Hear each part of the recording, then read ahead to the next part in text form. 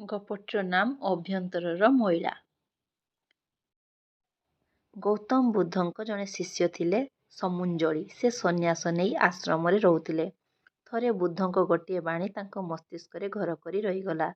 ତାହା ଥିଲା ସ୍ୱଚ୍ଛ ଓ ପରିଚ୍ଛନ୍ନ ରୁହ। ତା ପରଠାରୁ ସମୁଞ୍ଜଳି ଗୋଟିଏ ଝାଡ଼ୁ ଧରି ଅହୋରାତ୍ର ଘୂରି ବୁଲିବାକୁ ଲାଗିଲେ। ସେ ରହୁଥିବା ଓ ବସୁଥିବା ସବୁ ସ୍ଥାନକୁ ସବୁବେଳେ ପରିଷ୍କାର କରିବାରେ ଲାଗିଲେ। ଅବିଶ୍ରାନ୍ତ ଭାବେ ସେଥିରେ ଲାଗି ରହିଲେ। ଏକଦା ବୁଦ୍ଧଙ୍କ ଜଣେ ପ୍ରବୀଣ ଶିଷ୍ୟ ରେବତ ତାଙ୍କୁ କହିଲେ, ଇଏ କ'ଣ କରୁଛ ସମୁଞ୍ଜଳି? ସମୁଞ୍ଜଳି କହିଲେ, ଆମେ ରହୁଥିବା ସ୍ଥାନକୁ ପରିଷ୍କାର କରୁଛି। ତାହା କ'ଣ ଖରାପ? ରେବତ କହିଲେ, ପରିଚ୍ଛନ୍ନତା ତ ଅତି ଭଲ କଥା, କିନ୍ତୁ ଏଭଳି ଦିବାରାତ୍ର ପରିଚ୍ଛନ୍ନତାର ପ୍ରୟାସର ପ୍ରୟୋଜନ କ'ଣ? ସମୁଞ୍ଜଳି କହିଲେ, ତଥାଗତଙ୍କ ଉପଦେଶ ଥିଲା ପରିଚ୍ଛନ୍ନ ରୁହ। ରେବତ କହିଲେ, ଅତି ଉତ୍ତମ, କିନ୍ତୁ ତଥାଗତଙ୍କ ଉକ୍ତିରେ ଦୁଇଟି ମର୍ମ ରହିଛି। ଯେଉଁ ମର୍ମଟି ତୁମେ ବୁଝିପାରିନାହଁ, ତାହା ହେଲା ତୁମେ ନିଜ ଅଭ୍ୟନ୍ତରକୁ ମଧ୍ୟ ପରିଚ୍ଛନ୍ନ କର। କେବେ ଟିକିଏ ଅବସର ନେଇ ନୀରବରେ ବସି ନିଜ ଅଭ୍ୟନ୍ତରକୁ ଦେଖିବାକୁ ଚେଷ୍ଟା କର। ଦେଖିବ କିଛି ହେଲେ ଦିଶୁନାହିଁ।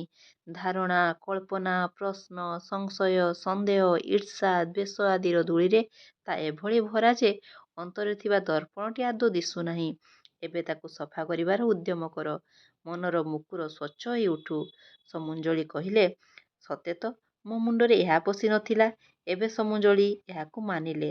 ଝାଡ଼ୁ ଧରି ସଦାବେଳେ ଚାରିଆଡ଼େ ବୁଲିବା ଛାଡ଼ି ଧ୍ୟାନରେ ବସିଲେ।